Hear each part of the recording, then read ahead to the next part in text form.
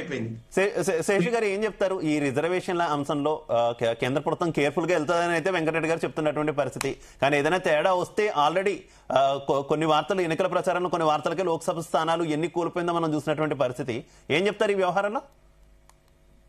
ఇప్పుడు వీళ్ళు యాక్చువల్ గా మనకి 2021లో జనాభా లెక్కల సేకరణ చేయాలి. ప్రతి 10 సంవత్సరాలకు ఒకసారి దేశంలో జనాభా లెక్కల సేకరణ జరుగుతుంది. కోవిడ్ ఉన్నటువంటి కారణంగా మనం 2021లో జనాభా లెక్కల సేకరణ చేయలేదు. అది పోస్ట్ పోన్ అవ్వుకుంటూ వచ్చి సరే ఇప్పటికైనా జనాభా లెక్కల సేకరణ చేస్తున్నారు. దీంట్లో ఈసారి ఉన్నటువంటి ప్రత్యేకత ఏంటి అంటే, ఇది 1931లో బ్రిటిష్ రిజ్యూమ్ ఉన్నప్పుడే అప్పుడు క్యాస్ట్ సెన్సస్ ఉండేది. అంటే జనగణనలో భాగంగా కులగణన కూడా చేసేటటువంటి వాళ్ళు. కానీ ఎప్పుడూ మనకి 41లో చేయలేదు. 51 నుండి స్వతంత్రం వచ్చిన తర్వాత జనగణన చేస్తున్నాం, కానీ ఆ జనగణనలో భాగంగా ఎస్సీ ఎస్టీ పాపులేషన్ మాత్రమే తీసుకుంటున్నాం. మిగతా ఏ వర్గాల పాపులేషన్ మనం తీసుకోలేదు. అంటే అప్పటి నుంచి ఉన్నటువంటి డిమాండ్ ఏంటంటే, దేశంలో అత్యధిక జనాభా ఉన్నటువంటి ఓబీసీలు, అదర్ బ్యాక్వర్డ్ క్యాస్ట్ లో జనాభా లెక్కల సేకరణ కూడా చేయాలని ఒక డిమాండ్ కి ఒక దరిదాపు 70 ఏళ్ల డిమాండ్, 75 ఏళ్ల డిమాండ్ కి సరే ఉన్నటువంటి కారణాలు ఏమన్నా కావచ్చు, కానీ ఈసారి కేంద్ర ప్రభుత్వం తీసుకున్నటువంటి నిర్ణయం ఏంటి అంటే, ఇప్పుడు చేస్తున్నటువంటి జనాభా లెక్కల సేకరణలో భాగంగా కులగణన కూడా చేస్తామని. అంటే ఓబీసీల లెక్కలు, కులగణన అంటే మొత్తం కాదు, ఆల్రెడీ ఎస్సీ ఎస్టీలే ఎప్పటి నుంచో తీస్తున్నాం. బట్ ఈసారి ఇంకొక కాలమ్స్ ఇంక్లూడ్ చేస్తున్నది ఏంటి అంటే, ఓబీసీలు కూడా ఎంత ఉన్నారు ఈ దేశంలో, ఓబీసీల జనాభా గణనకు సంబంధించినటువంటి అంశాలు కూడా చేరుస్తున్నారు. దాంతో పాటు ఈసారి మొత్తము జనాభా లెక్కల్ని డిజిటలైజేషన్ చేసేసారు. ఇంతకుముందు మాన్యువల్ గా మనం సేకరణ చేసే మొత్తం డిజిటలైజేషన్ చేసి paperless cost census, paperless population census చేయబోతున్నారు ఈసారి. అది దాంట్లో ఉన్నటువంటి ప్రత్యేకత. బహుశా ఎర్రర్ తక్కువ ఉంటే ఉండొచ్చు, ఎందుకంటే టెక్నాలజీని మనం విస్తృతంగా వైడ్ గా వాడినప్పుడు కొంత ఎర్రర్ తక్కువగా వచ్చేటటువంటి అవకాశం ఉంటుంది. కాబట్టి ఇప్పుడు ఏంటంటే ఒక స్పష్టత వస్తుందండి. దేశంలో ఏ వర్గాలు ఎంతున్నారు, వాళ్ళ వెనుకబాటుతనం ఎంత అని. 2011లో కూడా నాటి UPA government socio economic caste census ని తీసింది, కానీ బయటపెట్టలేదు. కారణాలు ఏమైనా కావచ్చు, కానీ బయటపెట్టలేదు. కానీ ఈసారి మరి కేంద్ర ప్రభుత్వము జనగణనలో భాగంగా కులగణన చేస్తుంది. ఎవరు ఎంతున్నారు అనేది ఒకటైతే, ఎవరి వెనుకబాటుతనం ఎంతున్నది అనేటటువంటి అంశాలు కూడా బయటకు వస్తాయి. కాబట్టి బట్ వీటిని బయటపెడుతుందా, లేకపోతే గత ప్రభుత్వాల లెక్కనే దాచిపెట్టుకొని ప్రజల ముందు పెట్టకుండా ఉంటారా అనేది ఉన్నటువంటి డౌట్. ఎందుకు నేను ఈ డౌట్ అంటున్నానంటే, మీకు బీహార్ లో కులగణన జరిగింది, ఏ కులం ఎంత ఉంది, దాని వెనకబాటుతనం ఎంత ఉందో క్లియర్ కట్ గా వాళ్ళు మెన్షన్ చేశారు, పబ్లిక్ డొమైన్ లో పెట్టారు. మీరు బీహార్ క్యాస్ట్ సెన్సస్ చూస్తే ఒక అద్భుతమైన విషయం ఉంటుందండి. దాంట్లో ఏంటి అంటే 34% బీహారీల రోజువారీ ఆదాయం 200 రూపాయలు. అంటే నెలకు వాళ్ళకు వచ్చేది 6,000 రూపాయలు. అంటే 34% మంది బీహారీ ప్రజలు under the below poverty line. ఆ సెన్సస్ తీస్తేనే తెలిసింది కదా.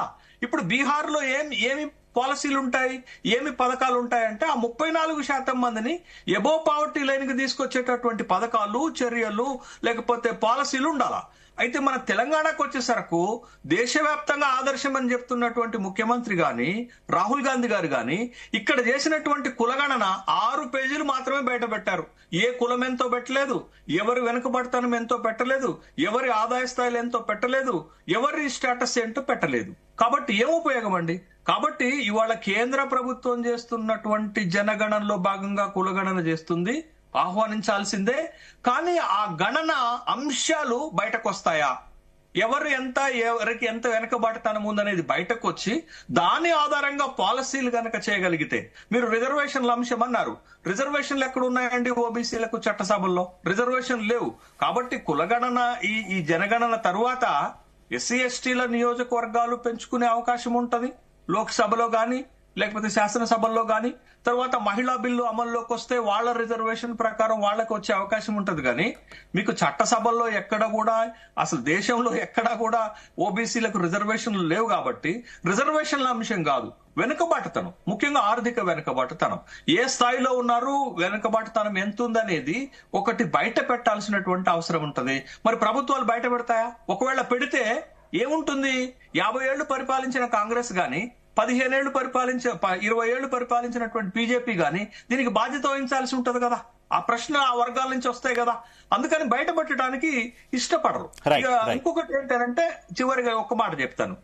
ఈ డీలిమిటేషన్ కు సంబంధించినటువంటిది ఏంటి అని అంటే, మీరు 2002లో డీలిమిటేషన్ కమిషన్ వేసినప్పుడు సౌత్ ఇండియా అభ్యంతరాలు చెప్పింది. ఇప్పుడు 2008లో కూడా మీరు డీలిమిటేషన్ కమిషన్ వేస్తే సౌత్ ఇండియా అభ్యంతరం చెప్తుంది. కాబట్టి కేంద్ర ప్రభుత్వము ఈ డీలిమిటేషన్ చేయాలనుకున్నప్పుడు ఓ స్పష్టత ఇవ్వాలా. దేని ప్రాతిపదికన మేము డీలిమిటేషన్ చేయబోతున్నాం అనేది ఒక స్పష్టత ఇవ్వాలా.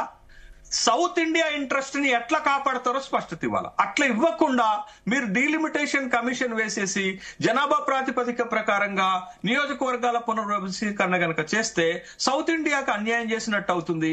17వ లోక్సభలో ఒక సభ్యుడు ఉన్నారు, డికే సురేష్ ఫ్రమ్ కర్ణాటక. తనేమన్నాడంటే, ఇదే వివక్షత గనక సౌత్ ఇండియా పైన కొనసాగితే the south India will demand the separate country. ఒక ప్రత్యేకమైన దేశంగా కోరే ప్రమాదాలు ఉంటాయి. కాబట్టి కేంద్ర ప్రభుత్వం ఈ విషయాల్లో జాగ్రత్తగా నిర్ణయాలు తీసుకోకపోతే అట్లాంటి డివిజన్ ప్రమాదాలు వచ్చేటటువంటి అవకాశం ఉంది. కాబట్టి కేంద్ర ప్రభుత్వము ఒక సహేతుకమైనటువంటి ఒక మంచి నిర్ణయం తీసుకోవాలి. ఎందుకంటున్నాను, 848 లోక్సభ స్థానాలు గనక పెరిగితే 165 సౌత్ ఇండియా నుండి ఉంటే 683 నార్త్ ఇండియా అంటే మిగతా 24 రాష్ట్రాల నుంచి ఉంటే ఎంత వివక్షత ఉన్నట్టు, ఎంత తేడా, ఎంత ఇంబ్యాలెన్స్ ఉన్నట్టు. కాబట్టి కేంద్ర ప్రభుత్వం ఈ విషయంలో జాగ్రత్త తీసుకోకపోతే డికే సురేష్ అన్నట్లు ఇక్కడ అలాంటి డిమాండ్స్ మొదలయ్యేటటువంటి అవకాశం ఉంటుంది. దానికి తావివ్వద్దు. భారతదేశం ఒక అఖండ భారతంగా ఉండాలి. భారతదేశం అన్ని వర్గాల ప్రజలు ముందుకెళ్లాలి, అభివృద్ధి చెందాలని కోరుకుంటున్నాం. కాబట్టి ప్రభుత్వాలు చేసే తప్పిదాల వలన ఇలాంటి డిమాండ్స్ రావద్దని నేను కోరుకుంటున్నాను. Right, okay. ఒక్క నిమిషం శివకుమార్ గారి తర్వాత మళ్ళీ మీ దగ్గరకు వస్తా. శివకుమార్ గారు ప్లీజ్.